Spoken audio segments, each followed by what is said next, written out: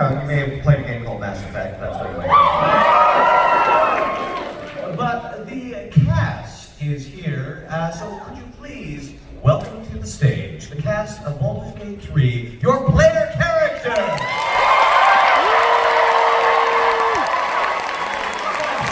Everyone at once!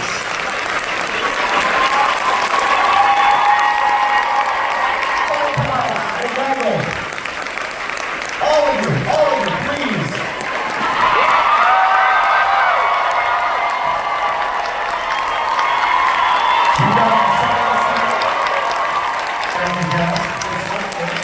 I think the assigned seats on your character sheets should be there. You may be familiar with these characters. We have played them in a rather popular video game. So, we are just going to go down the table, and everyone, you've met me. Let's everyone introduce themselves and perhaps the character that you will be playing in today's game. Neil, let's start with you. Hi, Mark. Hello, Neil. How are you?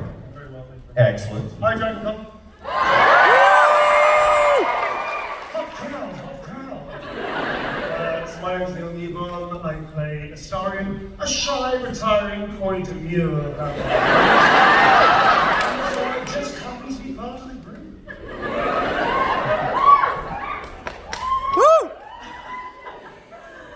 Hi guys, I'm Deborah Wild and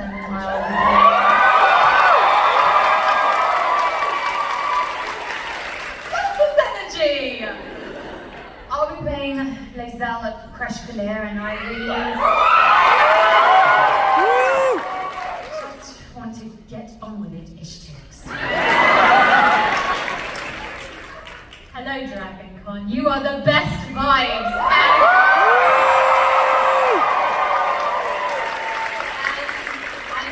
English, and I shall play God's favourite princess and the most interesting girl in the world.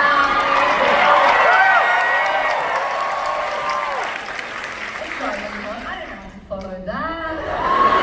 My name's Aliona Maranova.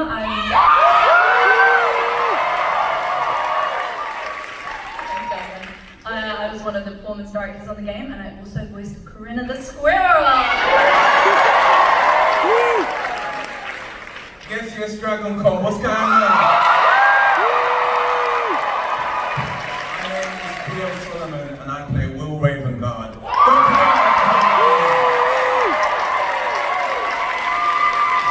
So DragonCon is the person who's going to desperately try and keep up with our improvisation.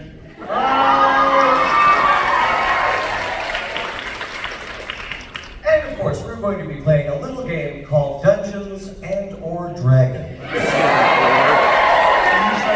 For DMing this. Oh, I look very much forward to it. Now then, we should mention at this point, I'm not sure if you've heard, but there is a new edition of Dungeons and Dragons, or at least new books that are coming out. Neil, you wanted to say a few words about Yeah, that? it's the 2024 edition of Dungeons and Dragons. It's still 5th edition. It is still But fifth. it's actually very cool, because I flipped through it a while ago.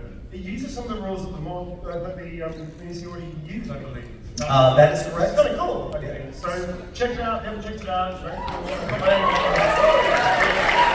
Speaking from personal experience, I have long been using the rule at my tables that drinking a potion is a bonus action.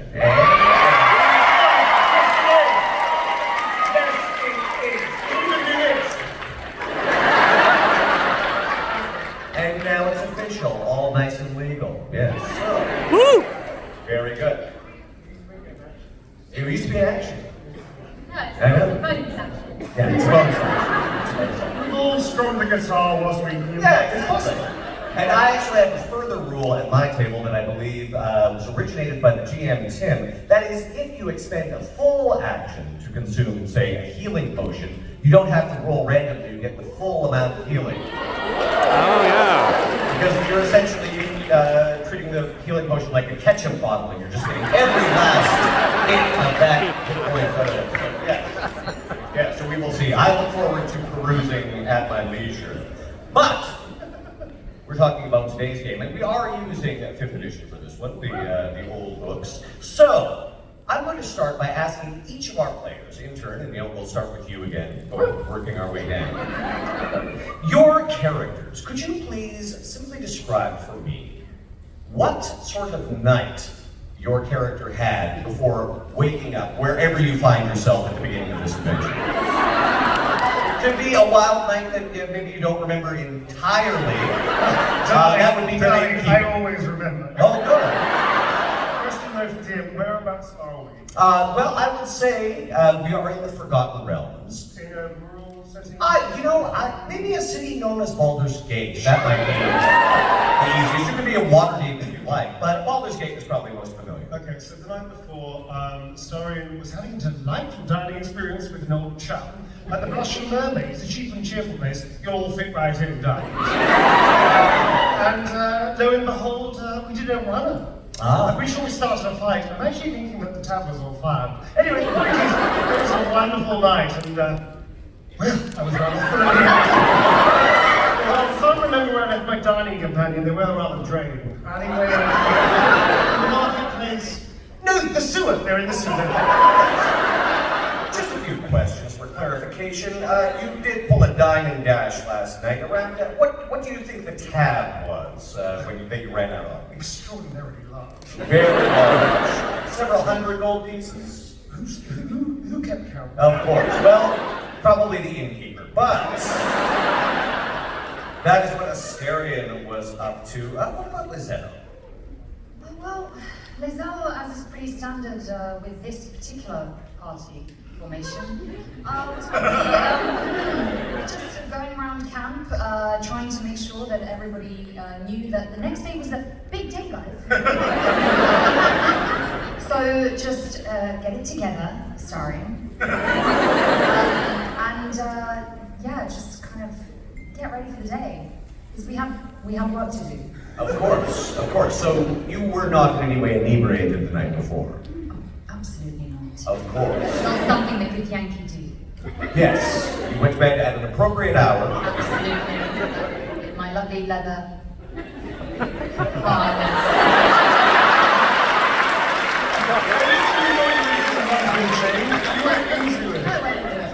And I was in my bedroll and I had my supply pack, and God, it's so that I actually played this game in real life. So you had your standard, your leather backpack, 50 feet of rope attached to the side. All leather. Went to Tinder. Yes. A 10-foot pole, perhaps. Why not? And for some reason, 10 iron spikes. But you know, no. These days, a bag of marbles is very popular. Yes. So you had everything organized and you were ready for the Nice is a good word, yes. Very good. Excellent. What about Shadowheart? So Shadowheart was planning on having a nice quiet evening, but for some reason, someone in the camp just kept on sharpening those weapons. Just trying to have some conversations and you can just hear Shadowheart, please let's not act like you know what. Should we put this to bed right now? Literally. So Shadowheart, feeling a little irritated, decided to go off with a certain someone and find a nice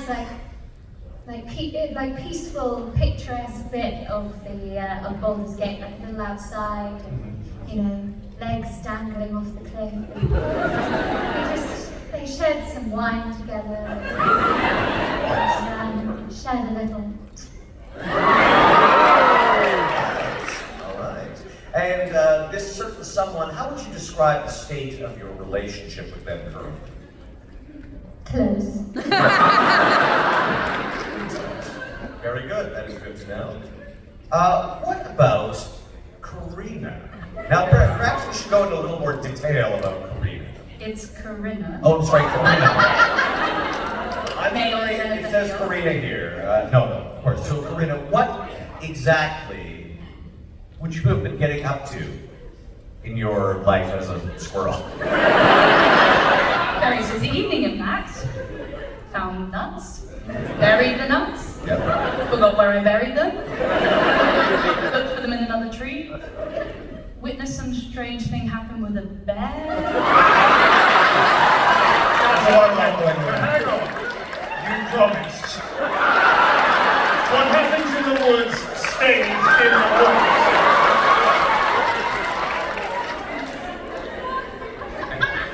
And I do hope you'll forgive my Canadian accent and the pronunciation of your name. Yes. So, Did you hear me call you the male Jennifer Hale? really, I would be honored to be considered such. Thank you. So, and now, of course, unlike a typical squirrel, you have all the abilities of a bard. Is that correct? I found that out 10 minutes ago. Well, we wanted to, an even playing field, of course. So, do you employ any of your bardic abilities on a regular basis, or are you concentrating on your squirrel career for right now? What's the right answer? Whatever you like. That's the beauty of Dungeons and Dragons.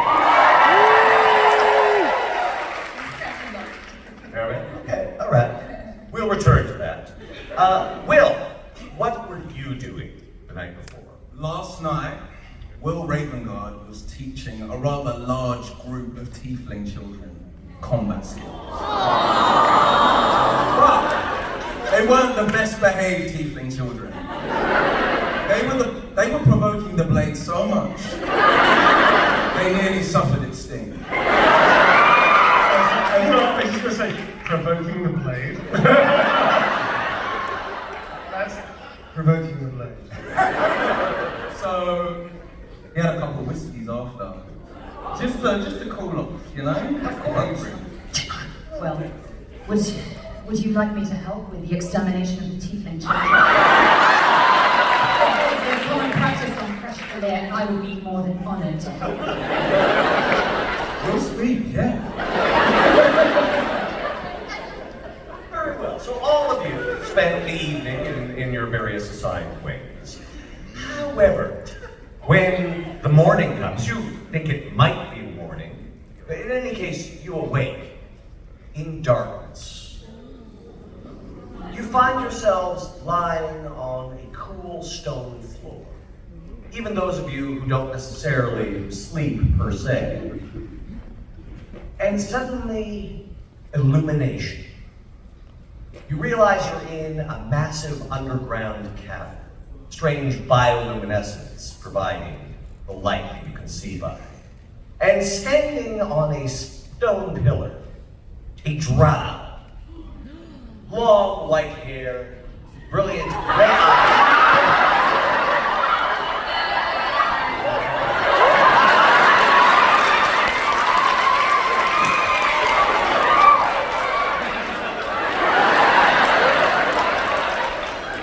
Please, Mark. Yes, proceed. Oh. Exquisite bone structure, I'll say that. Exquisite bone structure. He is... I know we're friends. He is dressed in black, as might be typical for a drow. However, give me perception rolls, everyone. Perception rolls. Which dice is that one? That would be the one that's almost round. The one with the most sides. Yeah, it looks like this. One that looks sort of like a soccer ball. Yeah. The D20? The D20, yeah. I don't know what that means. You can tell me a D20. And you should have your skills just there on the left-hand side of your page. 11 plus 5 is 16, 16. thank you. 19! 19. What are we adding? I got 20. 20. Is that a natural 20 or? Natural. Nat 20. Unless anyone else got a nat 20, you're going to be the one who realizes this. Very well. All right. No other nat 20? I'm just in cock. Of course. You were taking in the exquisite bone structure. You do note that there doesn't Can I seem... make a constitution save? Yes, please. It's a 15, we're fine. All right, all right. All the blood has not rushed from your head to elsewhere, but... I believe that... Yeah. So I believe that was Shadowheart. Shadowheart had immediately taken the bow, though he is dressed in black and rather good manufacture on his clothing. He has a distinct lack of any sort of spider or webbing motif in any of the patterns. He flashes a huge grin, and So glad you said that. and rises into the air as you realize realize he's actually standing on what seems to be a flying carpet. A napkin? It's very much, it's almost like the branded flying carpet from Aladdin. And he spreads his arms wide, holding a strangely shaped staff that almost looks like a human spinal column with a skull at the end of it and a baleful green light emitting from the eye sockets. And says to all of you, welcome, my friends! You have the honor of being the guests of Bayloff Barrettville, sometimes known as Bayloff the Entertainer, purveyor of the most gruesome gladiatorial combat the Underdark has to offer. I'm immediately realized my mistake again.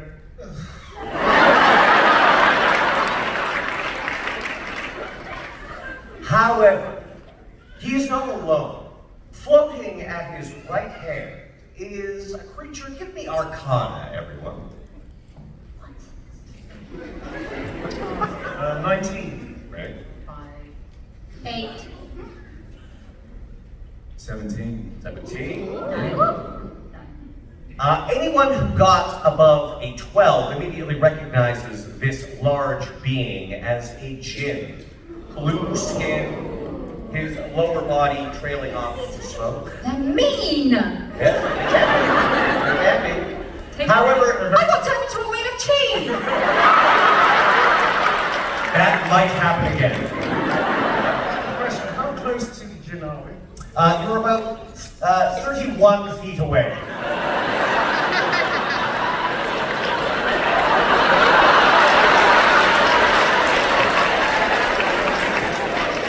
Asking for a friend. He is not alone, however. Standing on the left side is a man, well, a humanoid, with the head of a tiger, who is smoking a pipe, wearing very sort of rich robes. Those of you who did get a good perception roll, you also take in the fact that the pipe he's holding seems odd, and then you realize, no, it's his hands that are odd. The thumbs actually bend backwards and cradle the pipe. This drow, who's introduced himself as Bayloff Barrettville, Bayloff the Entertainer, says, I bid you welcome, my honored guests. Yes, for you are my guests. And fear not, though I often pit my guests against each other in tests of combat, you are here simply for sighing. As he gestures, a velvet curtain is drawn aside. Wait, time out. He says sighing, that's what he says. Is it a parody of DragonCon? Well, I mean, certainly a legally distinct parody. A legally distinct parody. And you do see a number of tables, and in front of them, your faces on canvases have been stretched across the table. There is a large stack of shiny parchments with, again, your faces on them. Some bills have been set aside. He told us this backstage. I was listening. And he says, yes, you have what I seek, and that is star quality. I'm not sure if you're aware, but you are all very popular indeed.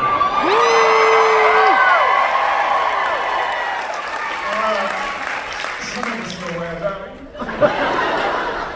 Now, again, no coercion involved here. I scratch your back and you scratch mine. We can both benefit from this arrangement. Elangarak, if you would.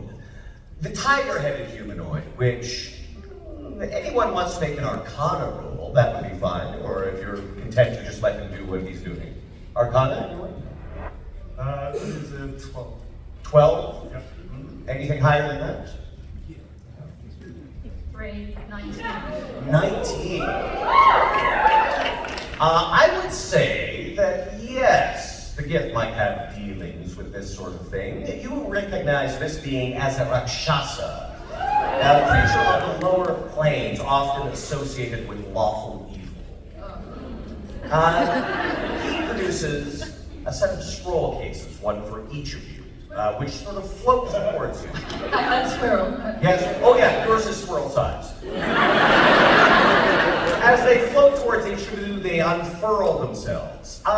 Does anyone read Infernal by any chance?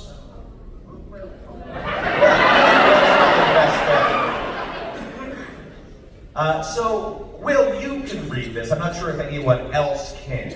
But you can see that this is a fairly extensive contract with the organization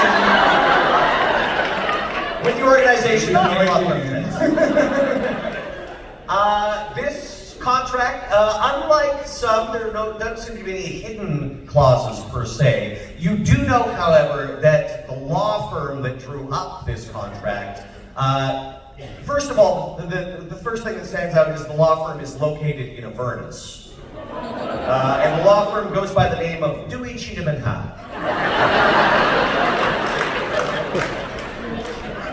Don't worry about it, it's mostly just boilerplate, says the draft.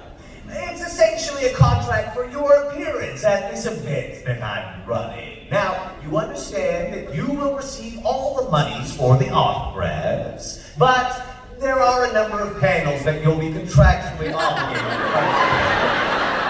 And what might they be? Nothing at all. I'm sure it'll be just fine. We can work out the details later, surely. Oh, and you do note that there is a clause in the contract that surrenders the use of your likenesses for any merchandise. The Blade is no longer permitted to sign contracts after that business with Missoura. Some quills float towards you. So if everything is in order, please feel free to sign and allow me to make you some money. I don't think I'll be signing that.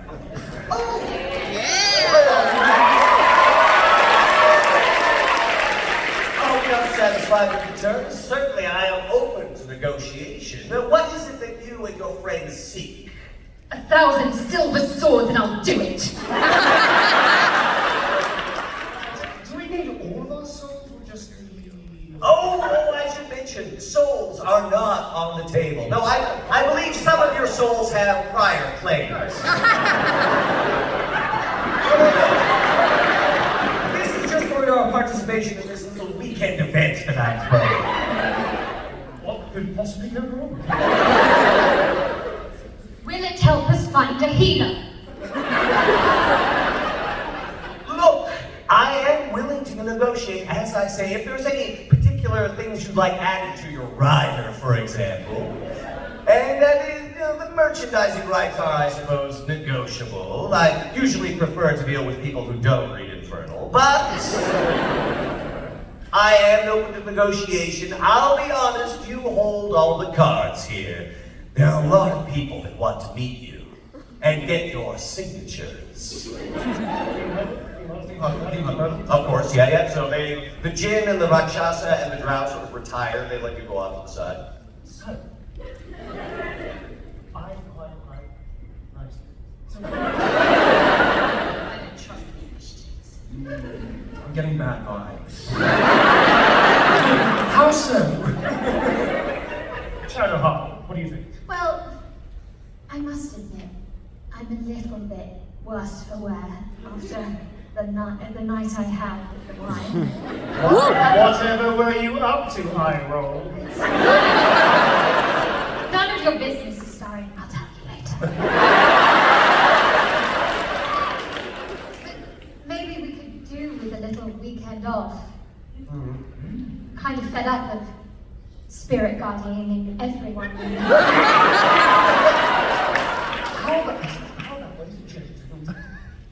How about just for a few days off, don't tell town, that we can... I mean, honestly, I could use a break, as you put it. I don't know if the squirrels been pulling their weight.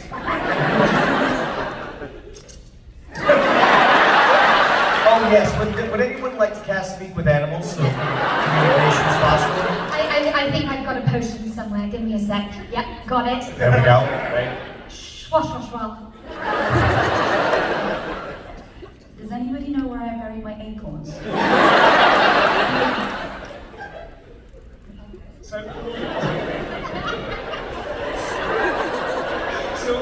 given a nice jolly holiday without Taff for a change. It wouldn't be a holiday for me. I'd be looking for abominations to slay with my silver sword. Again, we can negotiate not all of us going to the holiday.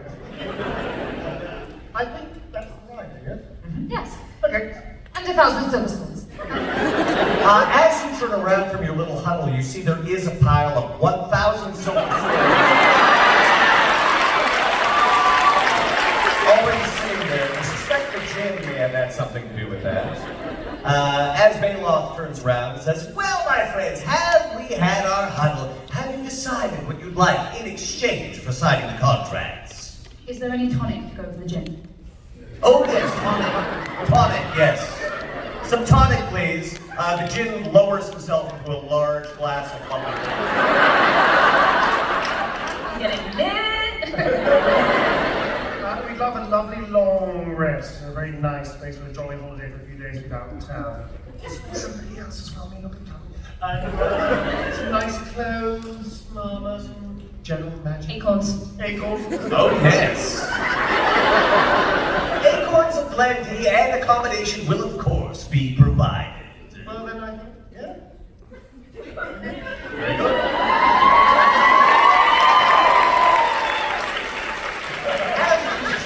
As you sign these contracts, you feel a slight.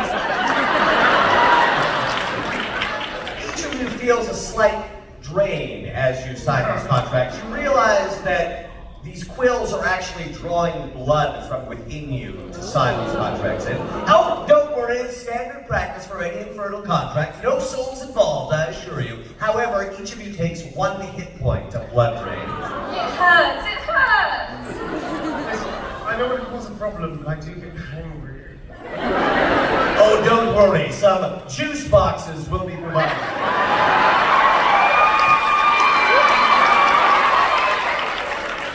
Those will be made available for you in the green room.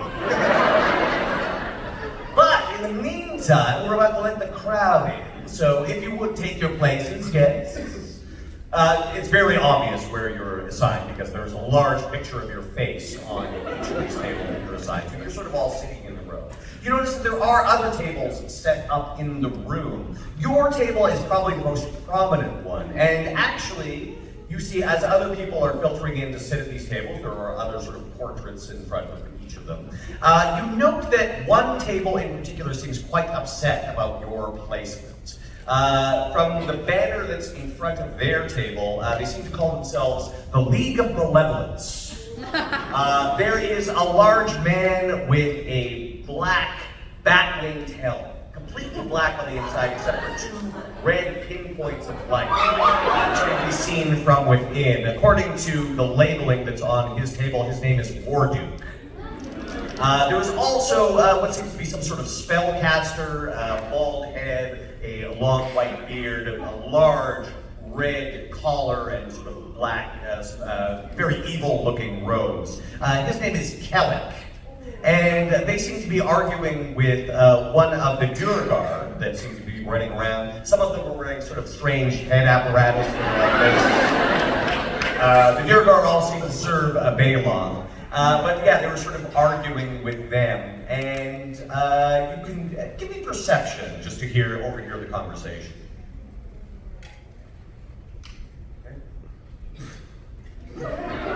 I'm really concerned with the outfits. Of course, yes. 7. 7, yes. 10. 7. 7. 1. 1. Oh no! 16.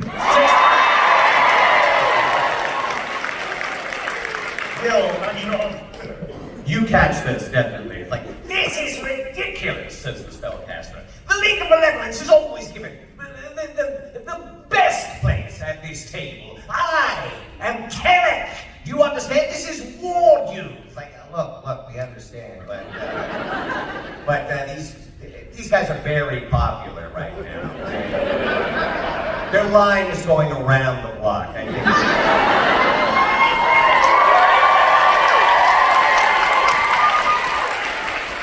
I hope you'll understand. From deep within the helmet, you hear, "This is unfair. I am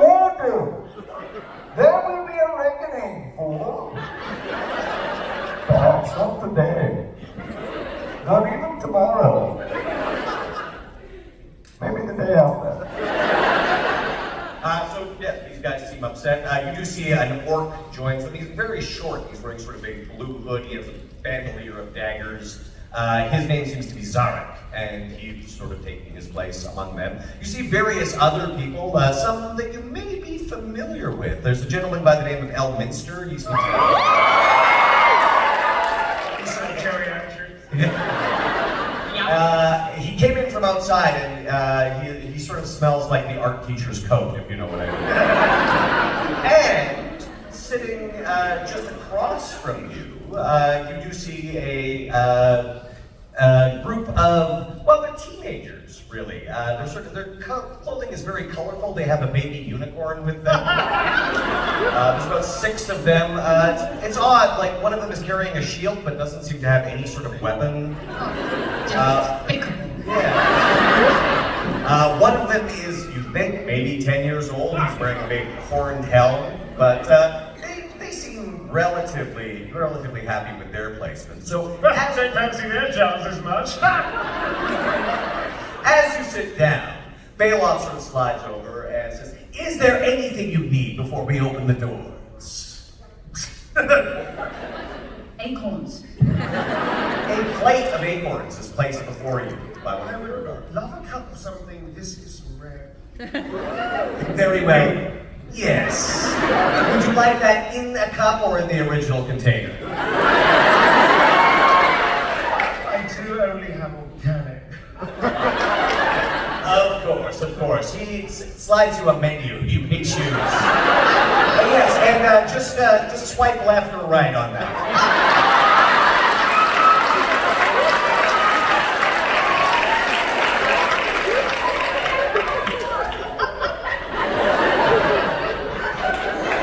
Very good. Your selection, yes, that will be waiting for you in the green room.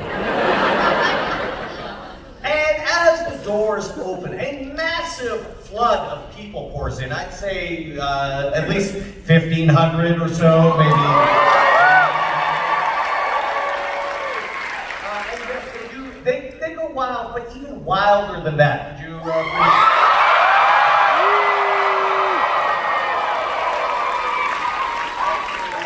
No, I'm just going to ask you to do that again on the count of 3, please. Okay, 1, 2, 3.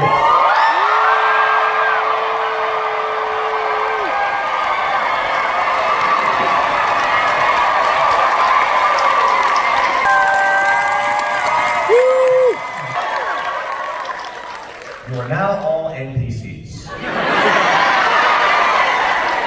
Which means we can fill you in.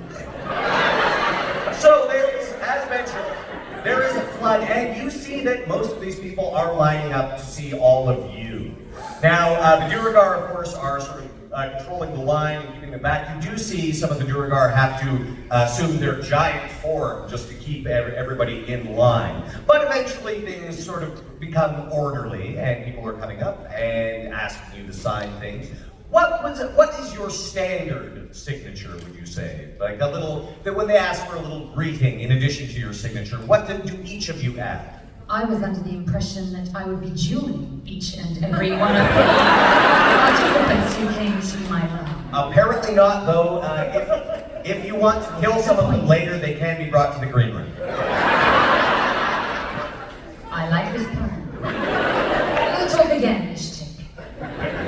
So, yeah, again, sorry to make you go first all the time now, but what does the Syrian add as a little bon mot or a greeting?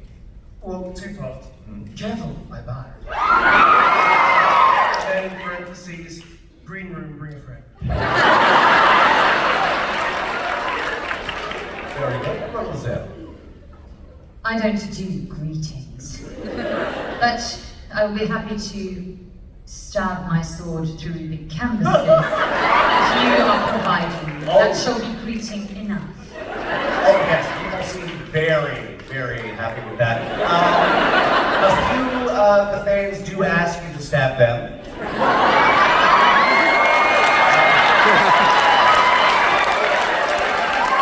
More than happy to oblige. You also get a few. Some people want to be stepped on. You're not sure.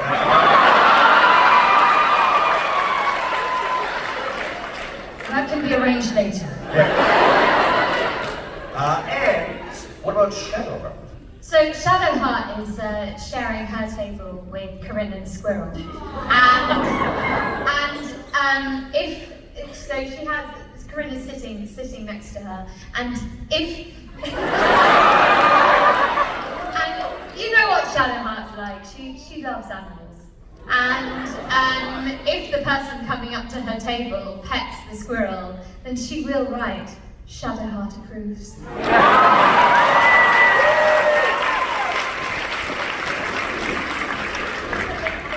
Pet me. Now, with your squirrel-sized quill, what are you writing? I am not the kickable squirrel. That's Timber for the 100th time. Alfira sucks. Shadowheart is the best. Love, the real main character of the game.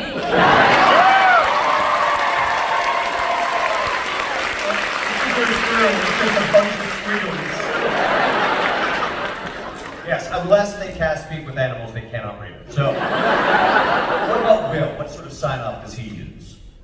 Will's feeling very romantic today.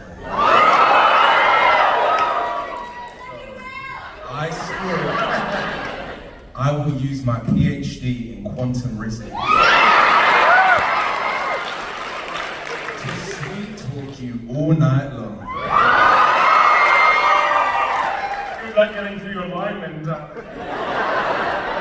So everyone who comes up to greet you, some people seem quite overwhelmed, some of them are even crying when they approach you, but everyone seems very happy to see all of you, and they're very, very happy with their autographs.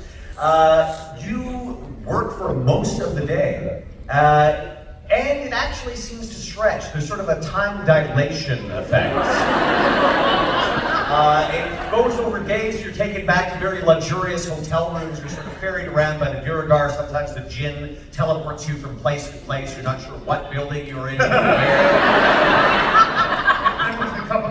Oh yes, and the blood. Of course, everything that you've asked for is provided in the green room. Several juice boxes do show up. But again, at a certain point, you're not sure whether it's evening or daytime. There's several events that you go to, waving to fans and things like that. There's sort of parties that you attend, and the days seem to flow into one another. As I said, it's hard to tell what day is what. In fact, you keep hearing the phrase, Wednesday is the new Thursday, Thursday is the new Friday. It's all very confusing, but at the end of this whirlwind experience, you are finally approached by the League of Malevolence, who has been sitting at your table. And Warduke is the one who approaches, again, large, muscular fellow with this very imposing looking helm and red eyes. He also has a very asymmetrical sort of armor, where one side is completely covered in chainmail and the other side is basically naked. So he does have a loincloth that covers both sides. So, he sort of approaches you and says, Well, so, you think that you are the new flavor in town, eh? You listen to me, all of you. You merely adopted the dark. I was born in it, raised in it, etc. Tell me, why do you deserve such a place of prominence here? Darling, we don't need a mirror to know that this was fabulous, all right?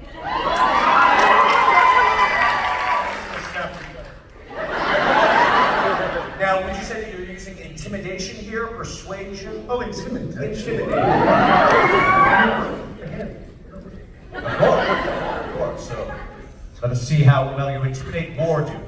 Can somebody help me on that? A bardic inspiration might be good. Yes? So if you would like, how exactly would you inspire Asterion to be more intimidating through your bardic abilities? This could be merely a pep talk, it could be a catchy song. I need an acoustic guitar and I'll perform barn dance. Barn dance.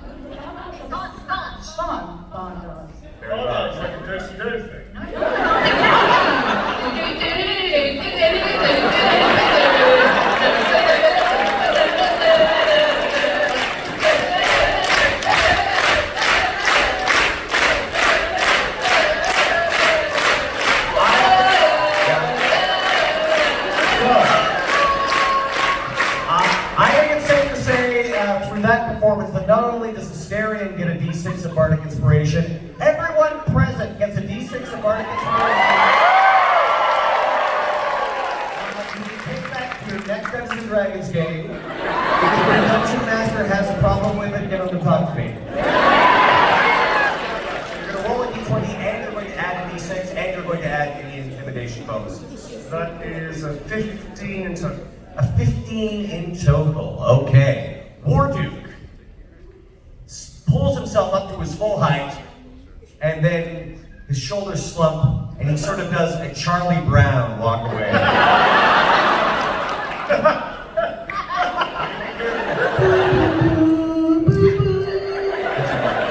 Don't feel sorry for him, he brought it upon himself. And Baylot suddenly appears in a flash of light and a puff of smoke, and says to all of you, well, my friends, it has been a fantastic time, but your contracts have been fulfilled. I have, of course, your payment as wheelbarrows of coin are rolled up to each of you. Is there anything that you would like before you? Oh, yes, we have a question from the squirrel. Acorn. You'd like this transferred into Acorn? No! Just there. Okay. All right. So, Everyone. there's probably, More acorns. I'm going to say there's probably the equivalent, if you're just eyeballing it roughly, each of you probably has the equivalent of about 10,000 gold pieces. So, that is wheeled away, and about 87 large vats of acorns are brought in. And these acorns are of very high quality, let me tell you. Yes, they are all organic. You, Asterion, are also given some juice boxes to go. Which ones are they? I can't see them. A 6-pack. Lovely. And is there anything else that we can offer you before you depart? You will, I hope, be back next year.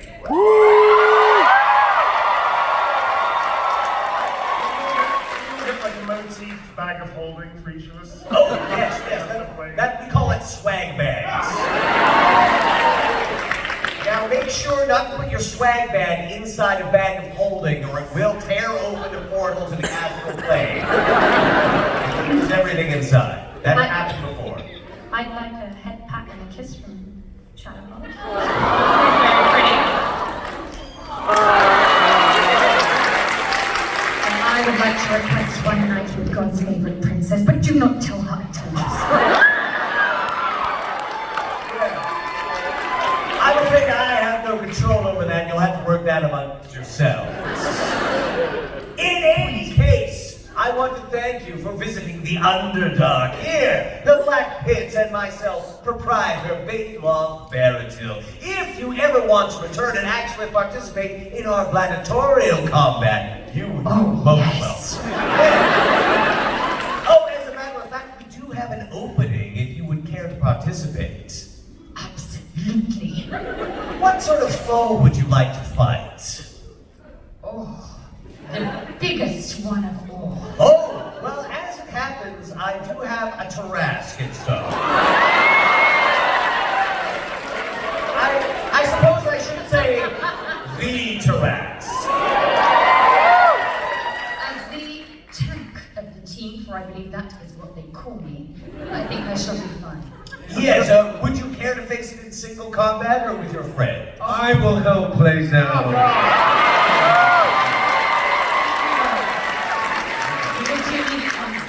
We will ride dread dragons. Trunk red dragons together. We shall. Bloody heroes. Very well, so Zil and Will have elected to fight the Tarrasque. Is anyone else going to join them in this combat? I'll have a go at a greasing. And just end up disappointing everyone until they cast spirit combat. Always made the spirit. Oh, would you care to participate in this battle against one of the most legendary creatures in the Forgotten Realms? Are there acorns There will be air quotes. Well, yeah. Kind of hot shoulder. And what about you, Asteria? Are you going to join your friends? You do have the option of watching from the presidential box. I'm glad you said that. I'm more of a manager. Yes. I'm like a, I don't know what term is technical, sniping position? It's colloquialism. But I'd like the executive box. Oh, of course, yes. You will be my guest in my observation booth. Well done.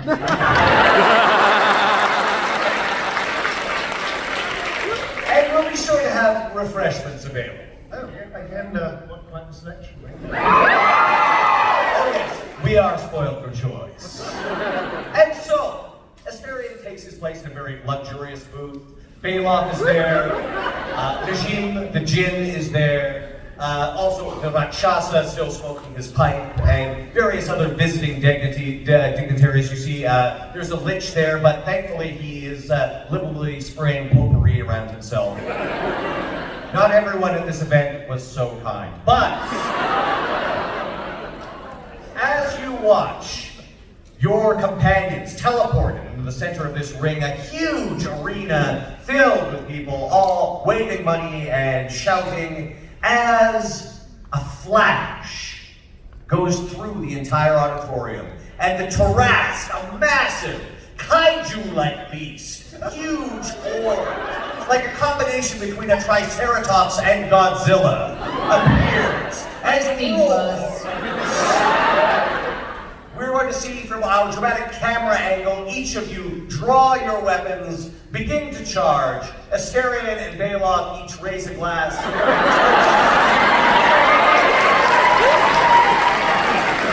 And that is where the camera will iris shut, and we will draw close on our adventure.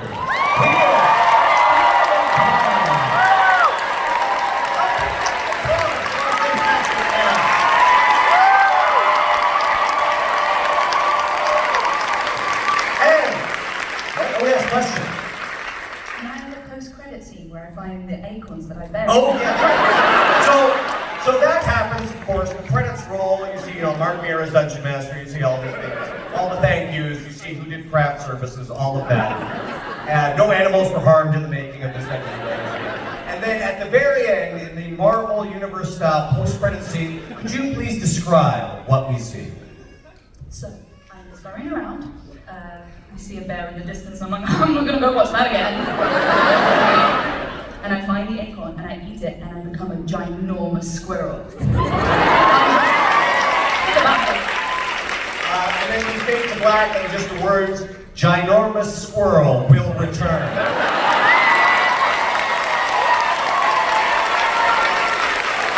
And with that, I will remind you that you see all of these fabulous folks at the Walk of Fame. I believe you are returning. Not at the Walk of Fame. Oh no, sorry. Yes, in their own special Walk of Fame. And believe me, the League of Malevolence is pissed about that. Where exactly can they find that room? Marriott International, yes? Yay! Those of you who are not running over there, there is a Mass Effect panel that is going to be occurring in this very room with Courtney Taylor and Ash Roka. Those of you who don't know, Ash and I met in person for the very first time here at this DragonCon. We've done lots of moves, but in the flesh, so we are going to be talking. And also later tonight over at the Regency, the Puppet Slam, the annual DragonCon Puppet Slam starting at midnight. I will be performing that. I hope to see you there. Once again, a round of applause for us.